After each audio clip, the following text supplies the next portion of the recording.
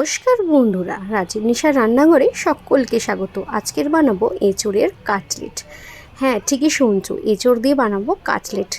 প্রথমেই রেডি করে নেব এঁচোড়ের স্টাফিংটা। তো প্রথমেই কড়াইতে সর্ষের তেল গরম করে পেঁয়াজ কুচিটা হালকা ফ্রাই করে নিলাম।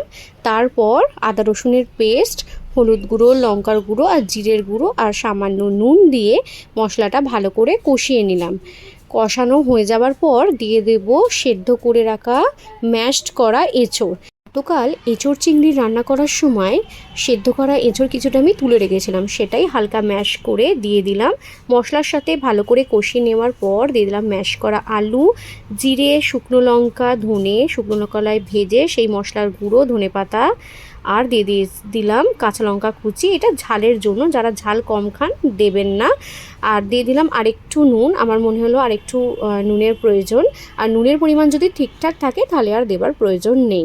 তো ভালো করে মিক্স করে নিলেই এঁচোড়ের স্টাফিংটা রেডি।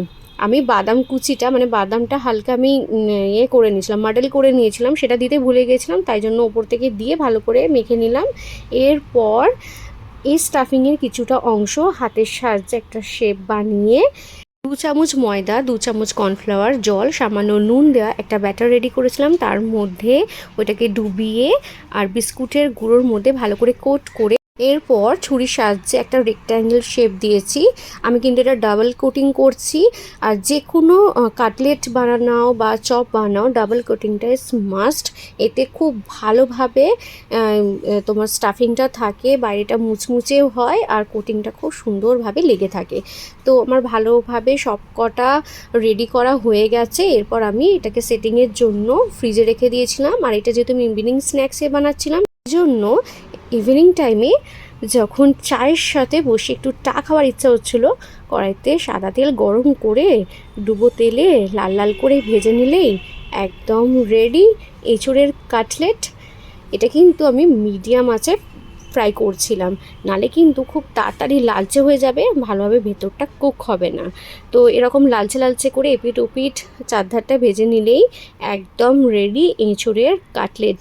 গরম গরম খেতে দারুণ লাগছিল, আর তার সাথে একটু চায়ের চুমুক জাস্ট জমে গিয়েছিল। তোমরা অবশ্যই এটা বাড়িতে বানিয়ে ট্রাই করো, নাহলে বুঝতেই পারবে না এত সুন্দর এই কাটলেটটা খেতে হয়েছিল। জাস্ট একটা ভেঙে তোমাদেরকে দেখাচ্ছি, স্টাফিংয়ে ভরা, ধোঁয়া উঠছে, তার সাথে পেঁয়াজ, কাসুন্দি সস দিয়ে জাস্ট জমে গিয়েছিল।